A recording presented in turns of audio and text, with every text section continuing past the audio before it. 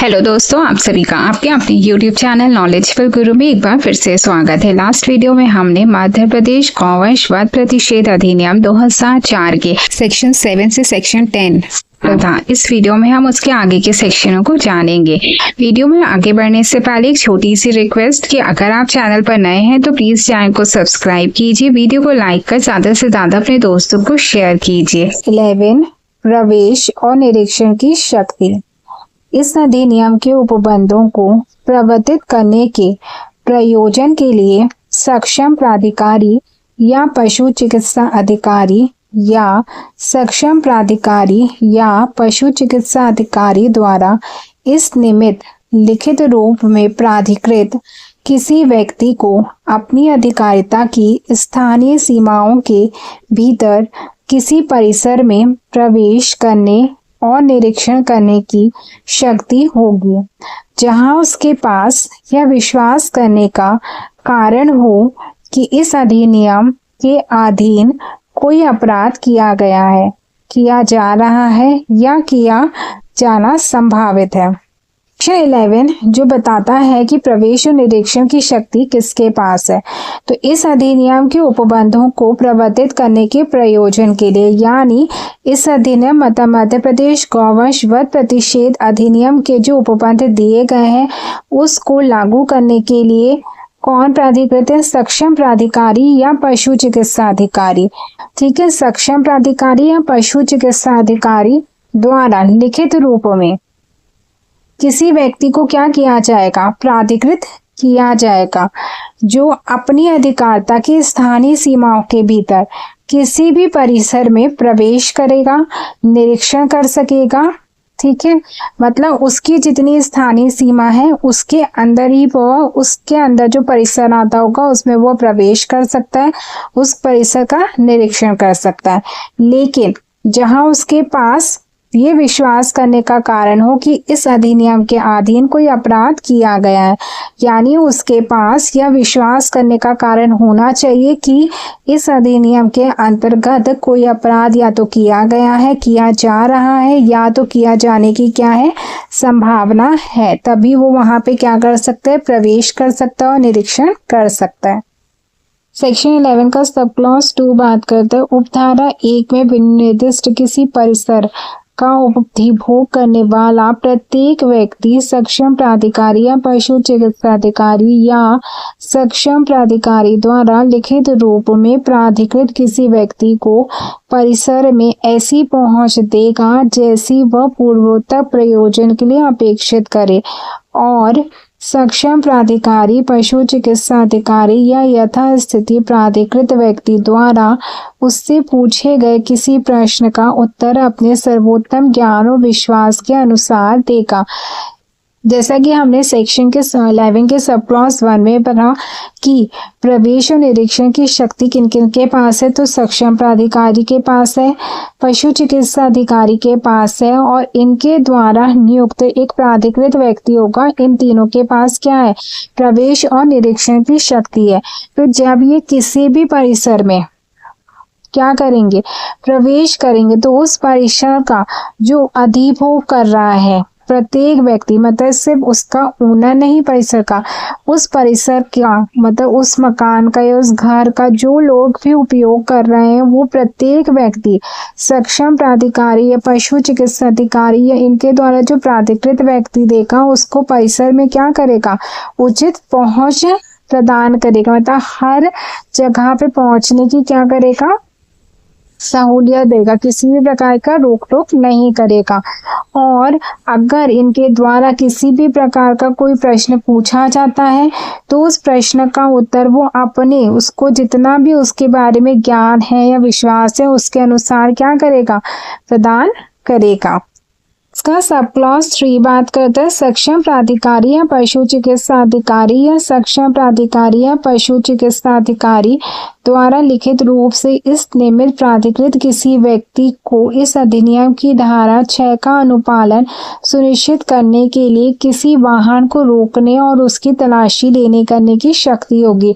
यानी यहाँ पे बताया गया है कि सक्षम प्राधिकारी हो, पशु चिकित्सा अधिकारी हो या फिर इनके द्वारा लिखित रूप से प्राधिकृत कोई व्यक्ति हो उसको क्या होगा, सेक्शन 6 के अंतर्गत अगर उनको ये पता चलता है कि किसी भी वाहन के द्वारा कोई ऐसा कार्य किया जा रहा है जो इस अधिनियम का और बंधन का, इस अधिनियम में जो बंध दिए गए उसका उल्लंघन कर रहा है, तो वह उस वाहन को रोकने और उसकी तलाशी करने की भी क्या कर सकते हैं, शक्ति उनको प्रदान इस सेक्शन के अंतर्गत की गई है। फोर्थ बोलता है तलाशी और जब्ती से संबंधित दंड प्रक्रिया संहिता 1973 की धारा 100 के प्रावधान जहां तक संभव हो इस धारा के तहत तलाशी और जब्ती पर लागू होंगे।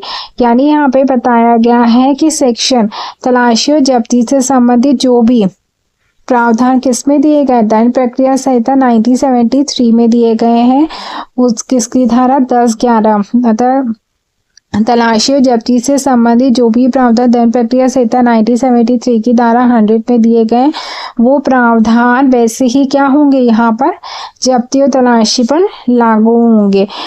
अब दंड प्रक्रिया संहिता की जगह BNSS आ गया है, तो उसकी धारा 100 को किस सेक्शन के द्वारा रिप्लेस किया गया वो आप मुझे कमेंट सेक्शन में बताइएगा।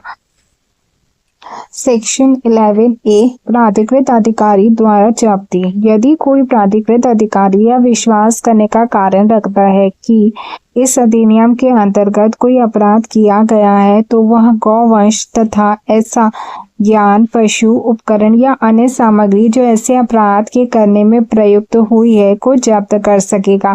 यानी यहाँ पे बताया गया है कि प्राधिकृत अधिकारी द्वारा जब्ती seizures by the authorised officer. यदि कोई भी प्राधिकृत अधिकारी है, प्राधिकृत अधिकारी जिसे सक्षम तथा पशु चिकित्सा अधिकारी द्वारा क्या किया गया, प्राधिकृत किया गया है, यह उसको अगर यह विश्वास करने का कार्य है, मतलब उसको ये विश्वास हो जाता है कि इस अधिनियम के अंतर्गत अगर कोई अपराध किया गया है और वह अपराध क्या है, किसी भी यान, पशु, उपकरण या अन्य सामग्री जो उस अपराध करने में प्रयुक्त हुए के द्वारा किया गया तो वो उसे क्या कर सकेगा, जब्त कर सकेगा। तो यहाँ पे हमें ये ध्यान रखना है कि जब्त करने की शक्ति किसी भी यान, पशु, उपकरण या सामग्री को जब्त करने की शक्ति किसे दी गई है, सिर्फ प्राधिकृत अधिकारी को दी गई है। वहीं प्रवेश और निरीक्षण की शक्ति किसको दी गई है, सक्षम प्राधिकारी, पशु चिकित्सा अधिकारी तथा उसके द्वारा नियुक्त प्राधिकृत अधिकारी को दी गई है। 11B जो बात करता है प्राधिकृत अधिकारी द्वारा जब्ती के बारे में बात करता है। सेक्शन 11B का जो टाइटल है वो थोड़ा सा गड़बड़ हो गया है, यहाँ पे आप नीचे ध्यान रखिएगा। Custody and disposal of seizure property, यानी जो भी संपत्ति हमारे द्वारा सीज की गई है, जब्त की गई है, उसकी कस्टडी तथा उसकी डिस्पोजल मतलब उसकी वापसी के बारे में यहाँ पे बात की गई है। तो इसका जो क्लॉज 1 है वो बात करता है गौवंश और अन्य वस्तु न्यायालयों द्वारा निर्देशित अभिरक्षा में शामिल किया गया है।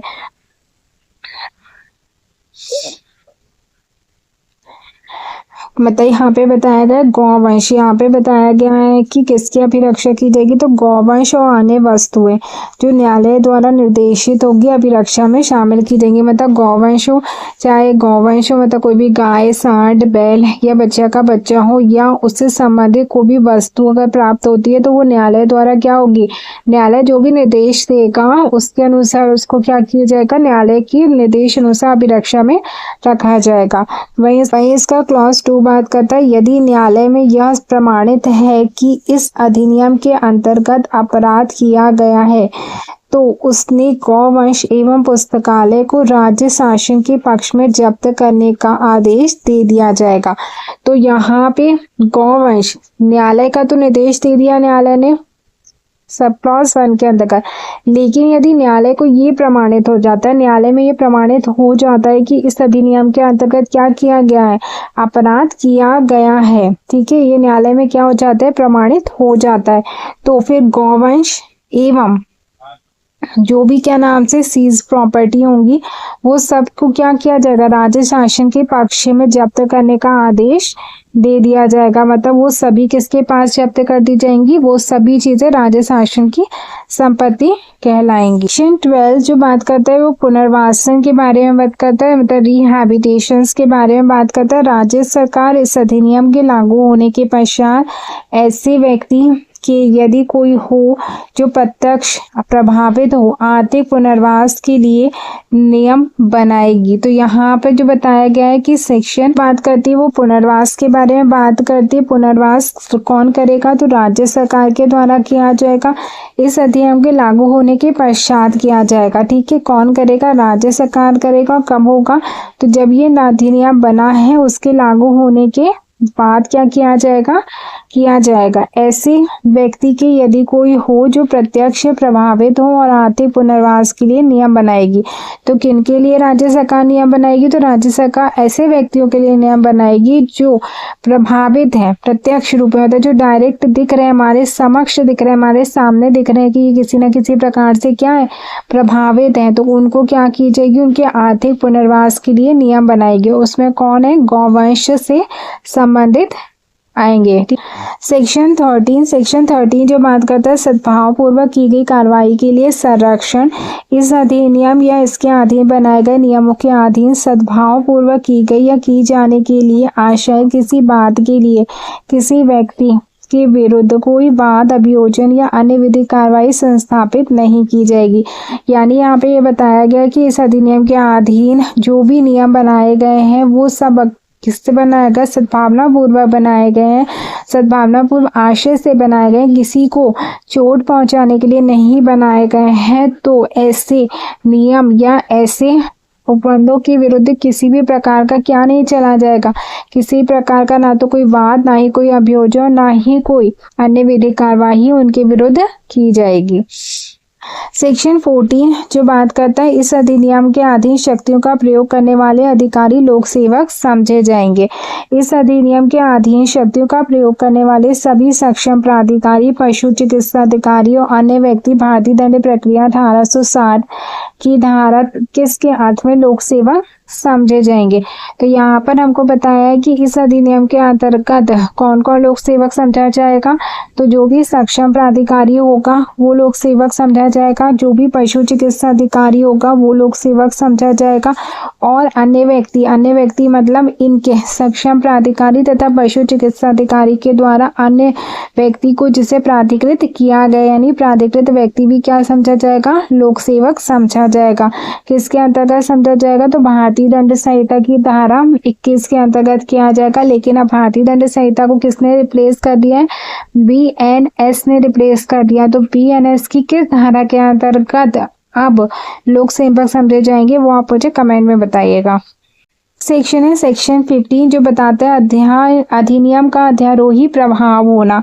इस अधिनियम के उपबंध तत्समय प्रवृत्त किसी अन्य विधि में या इस अधिनियम से भिन्न किसी भी विधि के आधार पर प्रभाव रखने वाली किसी लिखित में अंतर्विष्ट उससे या असंगत किसी बात के होते हुए भी प्रभावी हो।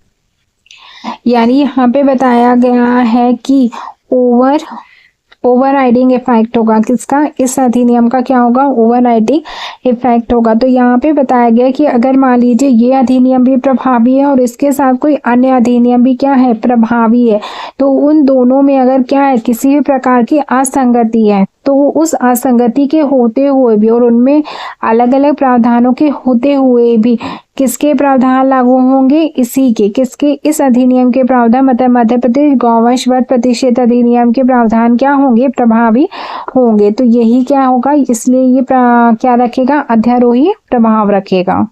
सेक्शन 16 जो बात करता है कठिनाइयां दूर करने की शक्ति के बारे में।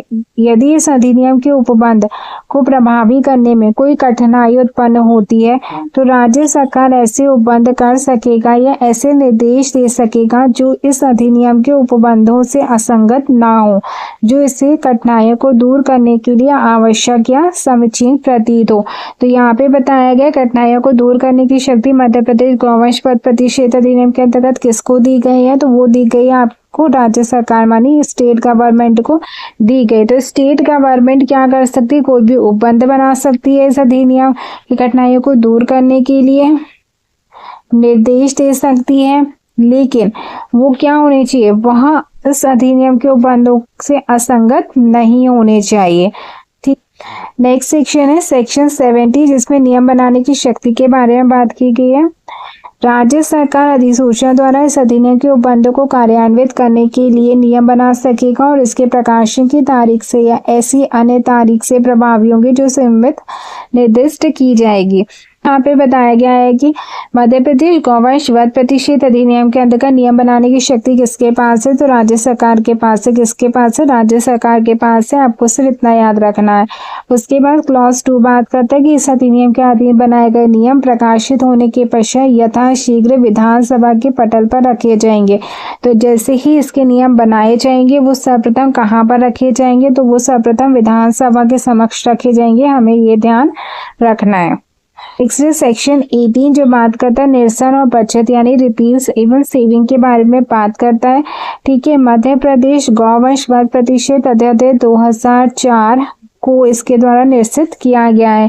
तो अगर आपसे पूछा जाए मध्य प्रदेश गौवंश वध प्रतिषेध अधिनियम ने किसको रिप्लेस किया है, तो किसको रिपील किया है, तो उन्होंने रिपील किया है किसको, मध्य प्रदेश गौवंश वध प्रतिषेध अध्यादेश 2004 को। किसको, अध्यादेश 2004 को रिपील किया है।